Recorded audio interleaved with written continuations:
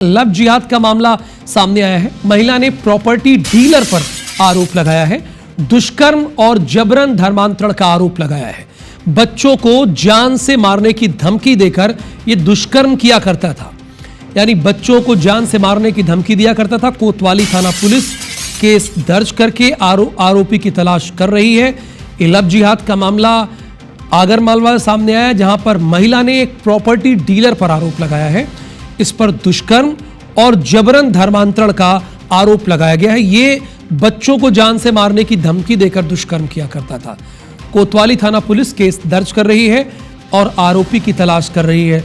दुर्गेश, क्या आरोपी के बारे में अभी कोई जानकारी हुई और बीएनएस की किन किन धाराओं पर इसके खिलाफ केस लिखा गया है?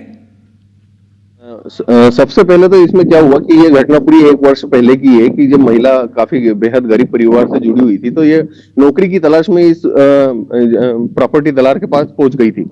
अब जब प्रॉपर्टी ब्रोकर के पास गई तो इसने इसको 15,000 रुपए मासिक वेतन देने का लालच दिया। उस लालच में ये महिला उसके एक निर्माणाधीन आवास मकान था, उस ऑफिस में जाकर वो काम करने लगी। कुछ दिनों बाद उसने जब वेतन मांगा तो मना कर दी गई।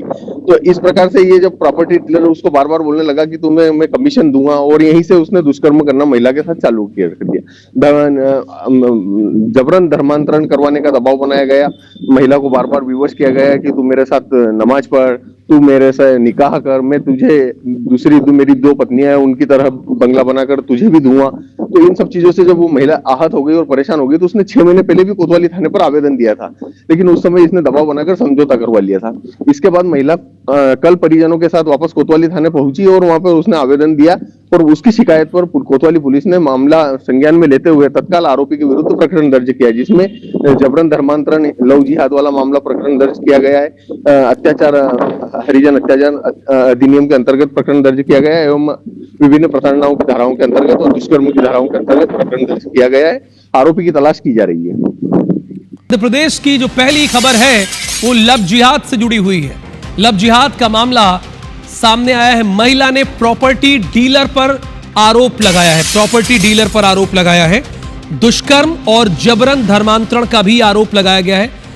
बच्चों को जान से मारने की धमकी देकर यह दुष्कर्म करता था।